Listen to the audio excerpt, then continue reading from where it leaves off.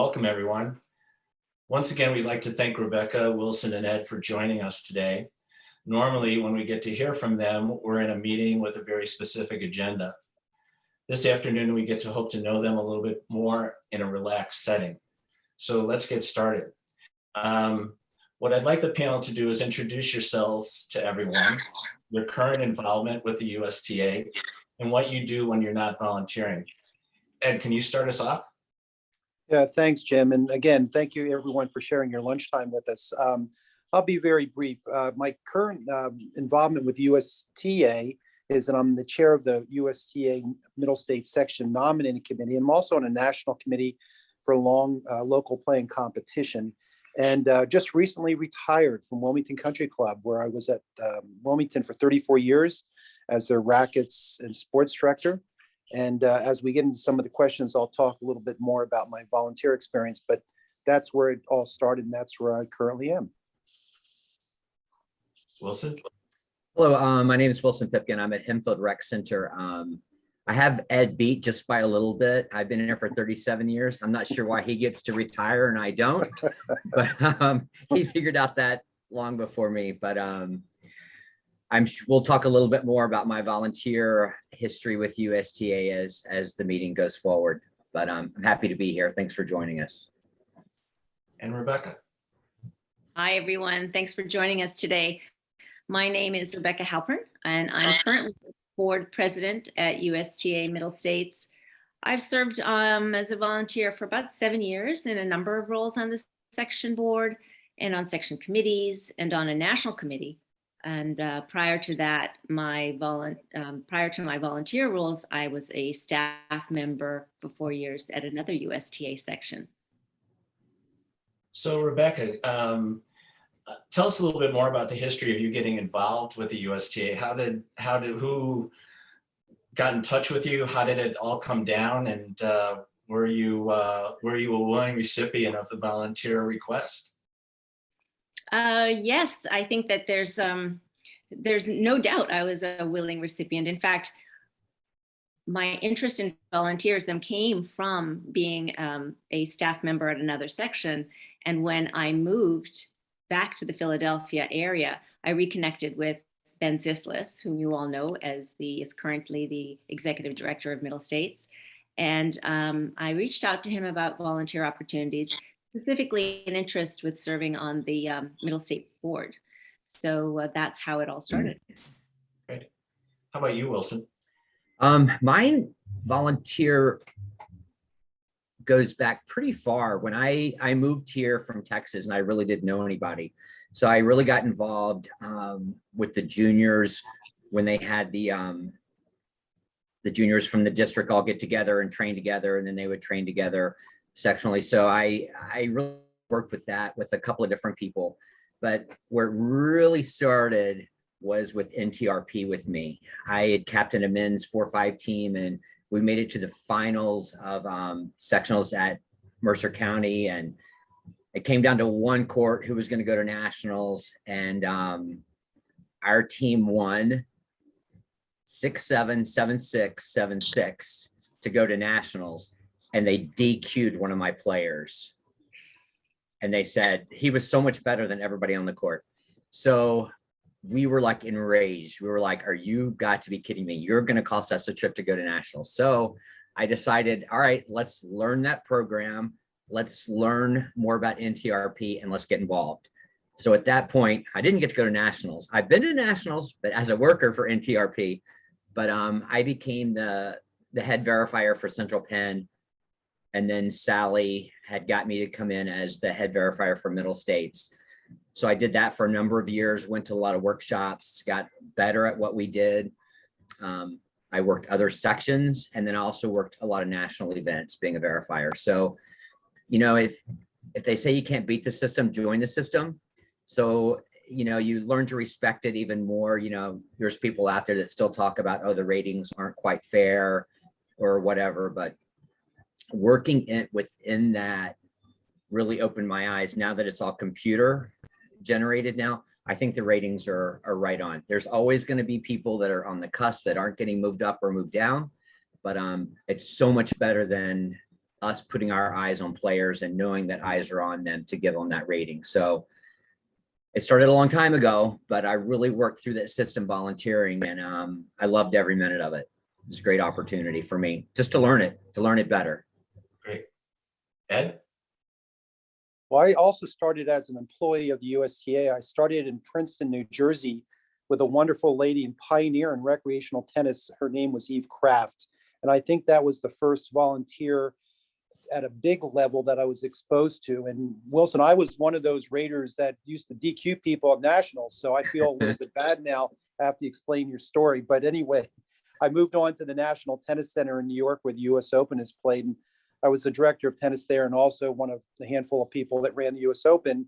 But when I went there, I decided that my path in terms of volunteerism was going to be with the USPTA.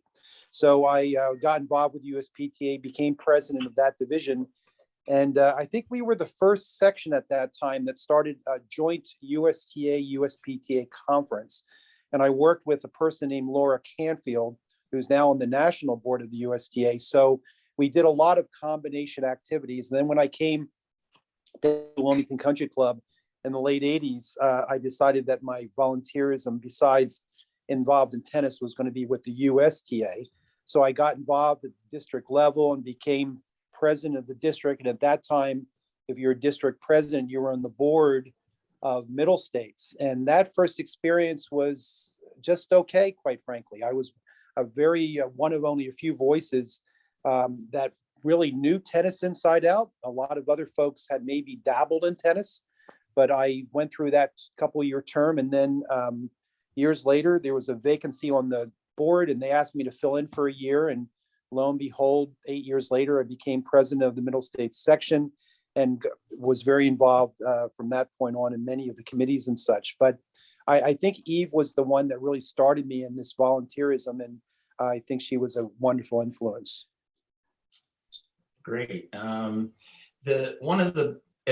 part of the nominating committee for the Delaware district, the question I get most is, what would I be doing, or what could I be doing as I volunteer for the council or Middle States board? So what I'd like you to do now is I'd like to ask you, what was something that you did early on in your volunteering for the USTA that you thought had a really good impact during your time? Okay, Wilson? I'll take it back to when we worked with the juniors. I thought that was a great opportunity to bring the kids together. We met at a public park, so it wasn't at a club, so nobody was taking anybody's kids. It was really just an opportunity to bring those kids together and to train, the best in our district. I just think that was a great opportunity for them. There was no threats, there was nothing. It was 3 USTA coaches, and we just brought those kids in to train, and it was a great opportunity for them to step out of their bounds and train with somebody different and just see a different ball. So that moved into like junior team tennis, and they would know kids at tournaments. So it really just fostered the family of tennis players. So I always look at that as that was a great opportunity for kids to grow and not stay in one spot. So. Very good. Rebecca? Well, on my first term on the board, I was on the Leadership Development Committee. And one of the ideas that we came up with was putting together a volunteer handbook. And in my previous life as a staff member at the Florida section, they had a very robust volunteer program and a very, very detailed volunteer handbook, much of which I felt could use in our section to train some of our volunteers and actually use it as a tool for the district councils as well. So I brought that to our leadership development chair, and I think it was probably maybe 5 years later it materialized. So I was very happy to be part of that process, and under your guidance, Jim, and the others on the leadership development committee, it was nice to see it actually materialize. And I think it's a tremendous living document and something that can be used to train not just district councils and other volunteers, but can be used for many purposes going forward. Yeah, I've spent many an hour on that volunteer handbook. Yes, I think it's a great tool. Thank you. How about you, Ed? The first experience was really similar to Wilson. When I came to Delaware, I joined forces with Larry Hampton and Scott Tharp, and we started in kind of the prelude to area training centers. We got all the top kids together, and one player was Madison Bringle. She was part of that group, who's now playing on the Pro Tour. And we developed a program for kids weekly during the indoor season. I think the biggest impact was probably as I became president of Middle States. And, I won't go into each area, but, with Ben and the board and the staff, we were able to really have an impact with schools. I think we kind of put that in the map on Middle States. We started a real effort to fund local programming. There was some effort there being done already, but we really enhanced that effort and made many more funds available. And we really expanded the district work. I think we started talking to districts and made them a little bit accountable, quite frankly, and the impact that they could have on local tennis. And then also forging, I think, our relationship with the USPTA, I think, happened during those terms. And so those 4 areas, I think we had an impact, and those have continued, with Wilson and Rebecca, and I'm sure they'll continue in the future. But I think that's the start, and that's the impact maybe as president. Just a quick spinoff of that from Ed. I'm on the nominating for our district. And if you really think about volunteers, people that apply for that, some people have to twist their arm a little bit, but the ones that you're twisting, that they can make a difference and they have a voice within the district. So being part of that nominating, it's so important to get the right people in the right seat, that because most people that volunteer, they're very passionate, but they want to help. They don't want just the title. They just don't want to say, I'm on that district council or I'm on that Middle States board. They want to have a job, and they probably want it to have a starting point and an ending point because they are volunteering. But, getting, like I said earlier, just getting the right person in the right seat makes a huge difference with their productivity while they're on that council or on that project. So I jumped ahead a little bit of myself. That last question, I wanted a show of hands with the 3 of you. When you started your volunteer experience, how many of you thought that you'd be section president? Nobody. Okay, there you go. See, so it's one of those things that just kind of happens as you go along, and you just take one step at a time. So we're currently in the nomination process for the 23-24 Middle States Board and Council. Can you talk a little bit about the importance of diversity on our board and councils? And Ed, since you're the chair of the nominating committee, can you start us off? Yeah, it kind of hit me like a brick. When I got involved at the sectional leadership level, and then in turn was involved with the national, I walked into my first national committee meeting, and I looked around the room and I said, there's a lot of me's in this room. At that point, I was, a senior gentleman in tennis, and there were too many me's, quite frankly. So it's wonderful to see what's happened in the USTA. And I think USTA is one of those organizations that's really led the diversity effort in terms of experience and backgrounds and age, et cetera, et cetera. And now as we go to these meetings, both at the sectional level as well as the national level, there's so many different thoughts. And, one time that wasn't the case. And so I'm really very excited about what's happening within the USTA organization. And a real effort's been made to try to expand the diversity within the organization. So I really applaud the USTA for that effort. Rebecca? I think it's incredibly important. I mean, the inherent diversity when we're talking about gender, race, ethnicity, sexual orientation, and so on is critical. But then that diversity of thought that's acquired through the way you approach problems or how you think about things and your experiences and hobbies and interests and talents, all those things are combined that really shape your identity. And that diversity lends itself to just new ways of thinking, new ideas, and innovation, and that in itself brings about change and progress. And so that is critical to have in a volunteer. You need that diversity in order to work in a volunteer-driven organization and ensure that we're meeting the needs of the diverse populations that we're actually serving. I think it goes back to our first conversation about, Rebecca, you doing this as part of the group. And we talked about, well, I'm not a tennis pro, I'm not a tennis director, but Right. you know, you have a different way of looking at things than maybe us in the tennis industry do. So that is a great aspect to bring to our boards and our councils. You have a love for tennis, but you also have other things that you can bring to the table. How about you, Right. Wilson? Yeah, I'll kind of echo what they said. It's, you know, Ed started just a little bit before me on the Middle States board, but we all looked about the same. And it's just like every workshop we go to now, or we hear about it, there is diversity training. They're building that department because they do want to make that difference at the national level. But not only there, they want to see it pushed down to the sections and to the districts as well, because our sport has changed a lot over the past 15 or 20 years. And not that we need to keep up with the times, but everybody's our audience. Tennis is open. I mean, we heard that all week in Orlando. We are open. So it's just going to show you that USTA is putting themselves out there, and it's open to all. So yeah, I'll kind of stop at that point. But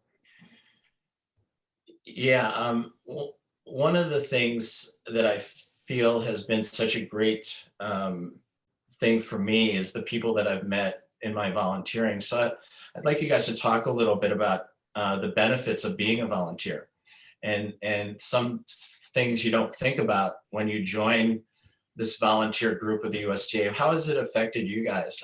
Wilson, why don't you start this one? well, I'm a lot like Ed because we're in the business. So sometimes you go, am I volunteering or am I working? Am I on the clock? Am I not on the clock? Am I volunteering? You know, it really gets muddy, but the thing is, we're here to grow tennis. If it's our volunteer hours or if we're working. So I'm gonna leave my work hat on and talk a little bit about my family. I draw them in a lot because they all love tennis. They're all part of the community of tennis, and growing up, that's what our family was about. So if I had a wheelchair tournament going on, they were volunteering. You know, they had that same passion as I did. So it's really about growing tennis and how can you help? Because if you love the sport and you want to grow the sport, there's so many opportunities out there for anything. If it's chasing balls, or if it's flipping burgers, or if it's promoting a program or working a sectional championship, you know, there's really opportunities for anybody to volunteer. I mean, I would hope that my family would say they enjoyed volunteering every time I put them out there, but you know, they did. They loved it. That's the reason they're still playing today, because they love the sport and had that opportunity to volunteer and be in on that. So Great. Rebecca? I think, well, as you mentioned before, my background in coming to volunteering is so different. My career in publishing took me all around the world, and everywhere I went, that was critical to getting settled into a community, was by connecting with tennis in that community. I'm sorry. You know, 18 plus is noon on Sunday. Can you hear me all right? I feel like I'm talking about somebody. Yeah, I think someone else's voice is on there. I think we're okay now. Okay. Right. So I just, you know, I would say, and this is something I've talked about a lot with people I work with, that there isn't one size fits all in the model to volunteering. It's all about what you bring, your enthusiasm, your skills, your experience, and just being committed to being involved. There's always a place for someone, and it's our responsibility to find that place for the volunteer.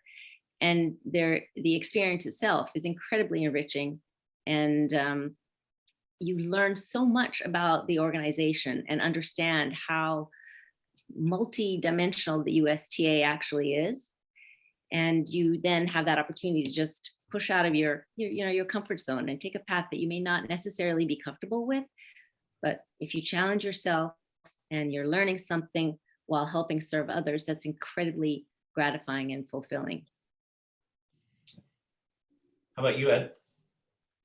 I knew when we were doing this session, I started becoming a little introspective, and I was thinking both professionally and personally how volunteerism has benefited me. I think when we go into it, we don't think about those benefits necessarily, but I know the networking in itself has been so valuable. I think for our career building, obviously meeting more people and networking in a professional manner might help, job wise down the road. But personally, I think of all the interactions socially that we've had, networking, and the hundreds of people around the country you can now go and have dinner with. I mean, if you're visiting the area, I also think about all the skill building. I think professionally, being involved in volunteerism, you can use some of the skills that you have. They might be financial skills or communication skills or team building skills.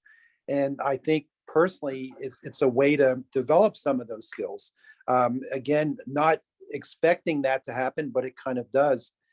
And I think bottom line, the whole experience is fun. I mean, they always say happiness in life is a combination of many things, but socialization is so important. And I've had some of the best times in my life through people that I've connected with through tennis, through the USTA. So I think all those things, both professionally and personally, have been such an extra part of volunteerism that I really didn't expect initially. And it's interesting to hear the stories from those people that you meet across the country and how they've come to the USTA and how they are working within their communities to help grow the game. It's quite fascinating. It is. I totally agree with the networking part of it. I feel so fortunate to work with the people that I work with on the board through your terms, through times before that. It's just been a great experience to to share work and play, and it's been very rewarding. So there has been a theme through your 3 terms, and it's been the importance of supporting district councils and grassroots programs. Can you talk a little bit about how you've kept the ball rolling through each term, especially because we've been through these challenging times the last 3 years. I know, Ed, I remember that first meeting that I came to when you took over president, and we were sitting around these tables, and it was just another orientation meeting, and you said, we're going to do things a little bit differently here. We're going to give you each district $1,000 to do a grassroots program and to see how you can build the game. So obviously that was the start of it, and Wilson, Rebecca, you've carried that through. Can you guys talk about that a little bit on the continuity and whether it's something else in continuity that you've taken from Ed to Wilson to Rebecca and hope to pass it along to who's ever the next president? Ed, why don't you start it? Yeah, I think in any leadership position, you have a bit of a personal agenda, but what I've found with this continuity of the 3 of us is that we've really had specific sectional goals. And I think that starts at national, comes down to the section, to the district, and hopefully the local level of growing the game. And so I've always been a firm believer that tennis really grows at the local level. So as much as our national and section does a wonderful job, I mean, they are great resources and does a wonderful job, it has to happen locally. So I felt very strongly, as did our board, that we needed to expand our district function. And whether that was running events or, just hosting events, whatever, we just had to get more involvement from our districts. So we made funds available. We encouraged them to get the necessary help. We established goals for the districts, so they would hopefully reach those goals, and they were tied into compensation, quite frankly. And that was a really important step, I think, in terms of growing, not necessarily just our numbers, but just growing tennis in general. So that's been a real effort. And now that it's really neat nationally, that's a very similar goal, and it has been for some time. So that was just really important to me and our board at the time. Wilson, you kind of got hit by the huge stop sign. You took your term, and all of a sudden they said, "Oh, I'm sorry, we have a pandemic coming." So can you talk a little bit about that? And I know it was really important for you and and Ben to try to make sure that funding was equitable through that. So, because there was a lot of help needed for facilities, and talk about that a little bit. Yeah, it was, everything was moving along pretty well until the pandemic hit. But, our section really believed in the districts and they kept that funding there and tried to help as much as possible. But, we talk about the funding and we've kept that the same. We have some districts that have more money than others, but what we encouraged at the sectional level is to spend your money, grow the game. It's not there to build your balance. So that was important to us. But it's also, it's funny too, that's the same thing that National was doing to the section too. They were like, you don't need to build your balance sheet. You need to grow tennis. And so it really got shuffled from National down to the section and then the section down to the district. So it really is about the money that we receive is to build the game and to grow the game. So, during the pandemic, it was hard because some clubs were closed down. Some were opening up the back door, letting people in. The parks were full. Tennis was growing because it was safe. So luckily the National saw that too and offered thousands of dollars to help facilities reopen their club, get started back in tennis. So they realized too that tennis is growing at the district level, at the grassroots level, and that was real important. So we, working with Ben and the rest of the staff, we were pushing it down to the district level. How can we help you? How can we help you get started and to get those players on the court and in leagues? And just a quick example, our indoor was closed, and so we opened up our outdoor, and tennis players were ready to play. I did a bounce back league and I got 350 people signed up, like within 2 or 3 days. I was shooting for like 100 people, but people were anxious to play, but we did it safe. We did it outside, we followed all the rules, but people were anxious to play. It was a tough time, but tennis is back now for sure. And Rebecca, you kind of picked it up from there and kind of went back to the having accountability, making sure that that focus was still on the consoles, and we're going to talk a little bit about the work between section and staff and the board, but talk a little bit about how you carried it through into your presidency. Well, I think the priority of funding for the districts still carried through. We didn't, while we had to maybe tighten our belts at the section level, we certainly did not want to limit the districts in any way with any of the resources that they might have available to them as we were coming back to playing tennis. So that carried on. The work that Ed and Wilson did to better align the districts with the section in terms of our goals and priorities and business functions all came back full force. And those things from one term to the next just continue to build and strengthen to the point where just recently we've signed a staff liaison to the district council to really help advise them and guide them on any projects or events or activities that they want to do, that they now have the staff person as a resource to bounce ideas off of and to talk through things and to see how they can do things bigger, how they can do things better. So for, I think, our 3 terms, the priority really has been, let's grow tennis where it's grown, which is at the districts, and how can we best support the districts? So that's very much a priority for us going forward. I think I can easily say for the next term, that'll probably also be a priority. And the other thing that I have found tremendously helpful from one term to the next is this whole idea of mentorship. I mean, I had a terrific mentor in Laura Canfield when I first started on the board, but Wilson in his term was gracious enough to allow me to spend the second year of his term involved with all of the business that related to the section and the districts. And now Nancy Wilkins is doing the same in my term, so that she has a thorough understanding of all the operations of the organization and how things work. And so when she comes in her term, she'll be able to hit the ground running. So that's a very important part of this legacy or continuity that we're talking about from one term to the next.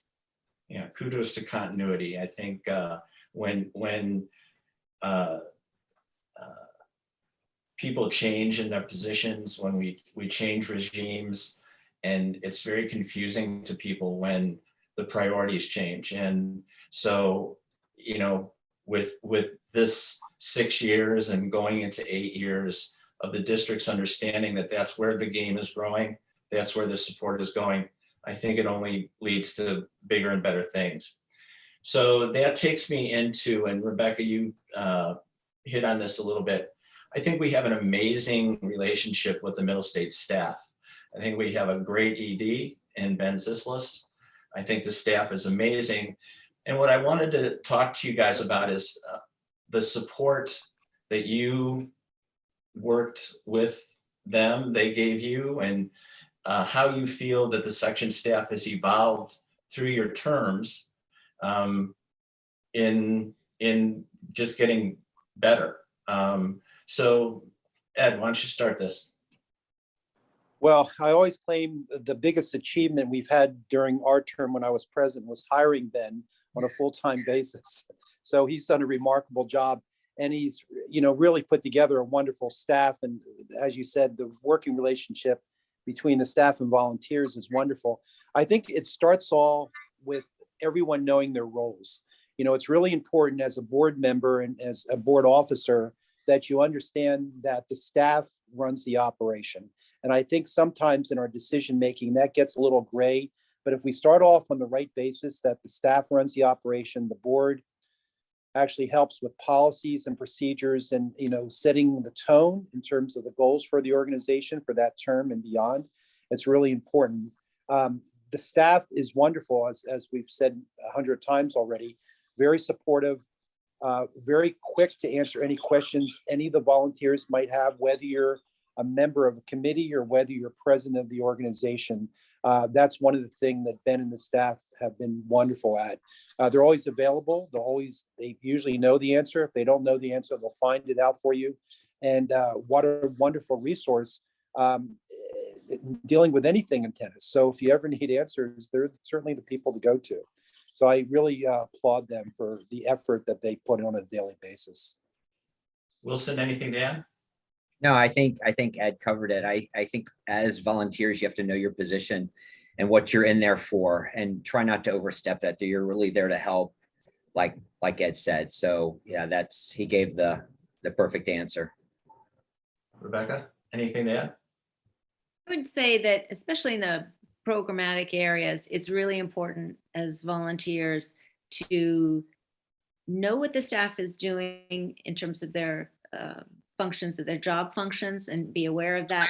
And as a committee member or committee chair, to really try to come up with ways in which to help complement what the staff efforts are. You aren't necessarily going to duplicate it because that's what they're doing and that's what they have the resources and access to do. But what can you do as the committee chair to set goals and action items that will help complement the staff's efforts? And that's where you really get a terrific relationship, that staff volunteer relationship. Yeah, I would just like to, compliment the ALCs and the TSRs for the section and the districts, because they do an amazing job. Without them, we talk about grassroots growing the game. I mean, the volunteers help out, but the planning, the execution, they do a phenomenal job. And it starts at the top and works its way down. I know on my committee, on the leadership and professional development, Michael has done an amazing job with whatever he does. So the staff has done, just incredible. And I think they deserve all the kudos that we give them. So yeah, I think it's well said by everyone. Yeah, I think just as a volunteer too, we're not in the office, not saying that our staff is in the office, but a lot of times we hear the pulse of what's going on. Being part of a facility like Ed was, we will hear different things of what's happening within leagues. So we can be a sounding board and pass things off that are legitimately need to be passed off. Rebecca's a league player, a really good league player. I'll put it like that. She's a very good league player. We could have used her. Right. We all hear things, and even if people don't know that we're on the board or we're a volunteer, we still hear things that are going on, and we can pass those things off, that we feel like could make a difference or make the league better. So we're also ears that are on the ground. So well, and how receptive they are to the things that you say, and they act on things that they hear, and it's a great working relationship. Right. All right, now here comes a fun one. We've all been involved with other volunteers. Think about someone that took an initiative or something they wanted to get done, and they took the reins and they did it. And someone in your history, and give them a shout out. Rebecca, why don't you start? I think the person who made the greatest impression on me, for two reasons. I think because it was my very first term on the board and I was under his leadership as president. That's Christian Sockel. So for that reason alone, because it was a new experience for me, but primarily because he was so instrumental in really bringing the section and the districts together. And at that time, it was a really heavy lift. He aligned the section and districts in terms of the business practices, processes, the goals and priorities. And that at that time, which really doesn't seem that long ago, was a significant change for the organization. But it really set us up for the strong relationship we have with the districts today. Very good. Ed? Well, again, being introspective, I think I got this volunteer gene in me. My parents were extremely involved in volunteerism. And as I was thinking about this, I think at one time my mom was either chair or president of 5 different organizations. So I think it's in the genes. But anyway, I go back from a professional tennis standpoint. I go back to Eve Kraft because she started the Princeton Tennis Community Program. She, started recreational tennis, or the USTA's involvement in recreational tennis. And I always had a love for the recreational game myself, growing up on a public court, but I think she just fostered that. And she was a wonderful lady to work with and further her cause and further the USTA's cause. And now today you see how big a part of recreational tennis is with the USTA. So I couldn't have worked under a better person. So I think that was really the influence. Great. Wilson? I'll date it back probably 15 or 20 years ago to the name of Kathy Harrell. She ran the wheelchair tournament at Wilmington, which was a fabulous program. She got players from all over the East Coast. And I'm not sure how I remember connecting with her, but she said, why don't you come and help for a day, spend a day with us at the tournament, see if this is something you would be interested in. So I spent a day, and she was so loved by all those players. The players, were so grateful for anything that they could do for them to make their tournament so special, and just giving the opportunity to play. So at that point, I talked to Kathy a lot and decided we would start a wheelchair program here as well.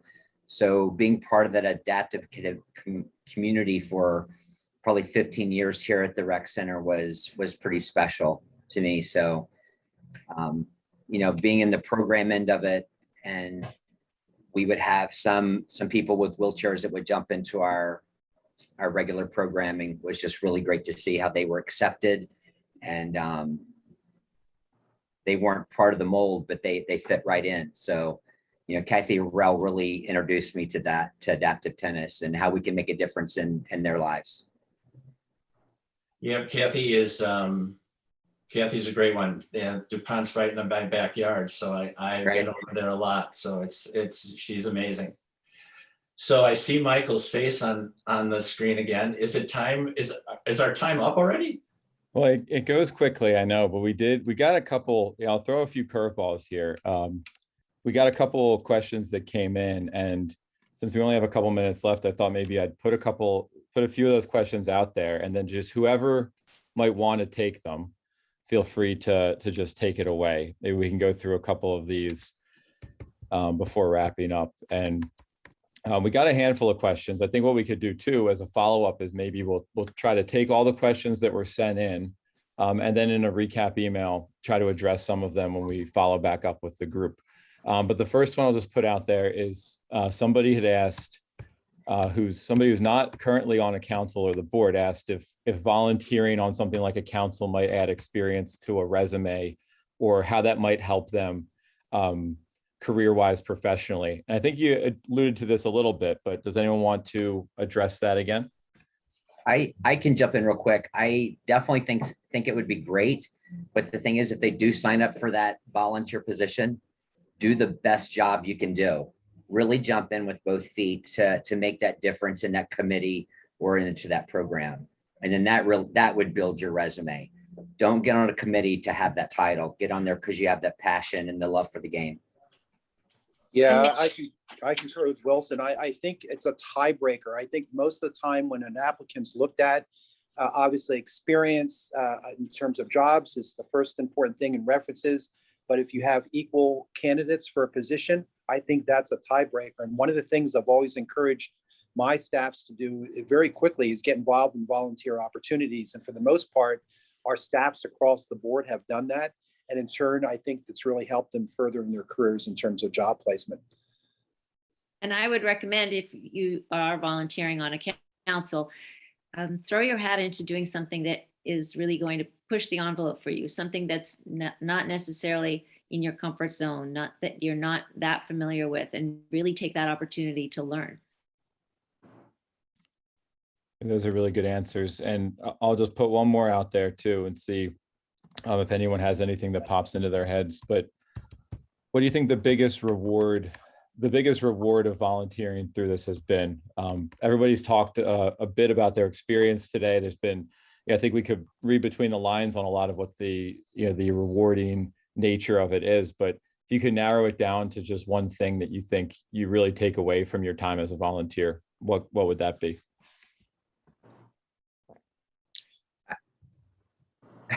I would say it's the connections and the people that I've met along the way, because tennis becomes a very small world, and just doing one event can open up a lot of doors just to people that you'll meet and you'll know, and your paths will cross again, and your path will cross with somebody that knows them. So embrace that time and that program that you're working with. And I Yeah, think, go ahead, Rebecca. sorry, Rebecca? I was just going to say, I think that volunteering is, and meeting the people that you do through volunteering is a lot more than, there are a lot of different types of people that you would ever encounter on the tennis court alone. So that, and as Wilson said, it is a very small world. And trust me, I've been around the world with tennis, and not as a player, but just, in my career. And it's actually a little frightening how many 6 degrees of separation you can have with people that in the tennis world. But what also makes it so interesting is that you have those connections, and that's what this sport is all about. And in many ways, when you're volunteering and you're working with these people, you're thinking about the task at hand and what you're doing, but you don't realize, even on the smallest scale and on the largest scale, regardless of the amount of time you're willing to commit, you are making a difference. And I don't think many people realize the difference in the impact they are making, not only with other people, but in their community. Yeah, I think they've summed it up really well. It's the connection and the impact. I think the old cliche of it's better to give than receive really comes into play here. And I know from a volunteer experience, I feel very fulfilled and many of the things that we do, both inside of tennis and outside of tennis. But the fulfillment, I think, that you feel is probably one of the greatest feelings you can have. So it's the impact and the connections, I think, which is really important. Well, I don't think the audience knows this, but you were my first choice for the first speaker series edition. But I can't think of a better time to fit this one in than right now. We are in the middle of our nominating process for Middle States Board and consuls. I think this is going to go a long way in helping people understand the benefits and the job that goes along with the volunteering in those positions. So I couldn't thank you enough, you guys, for doing this. Thanks for your time. Ed, go snorkel. And the rest of you get to work. So, but thank you very much. I really appreciate it. And I'm sure we'll be getting lots of good feedback from this. Appreciate your time. Thank you. And Thank you. I would encourage anyone who's interested in volunteering, to reach out to another volunteer and talk to them about their experiences and try and just understand, where they might feel that their skills and experience might match with the organization. It's really important to have that kind of guidance and mentorship, and just reach out, because it's a terrific opportunity. And once you're in, you're hooked. Trust me. All right. Thanks a lot. Have a great day, you guys. Thank you. Thank you. Appreciate the time.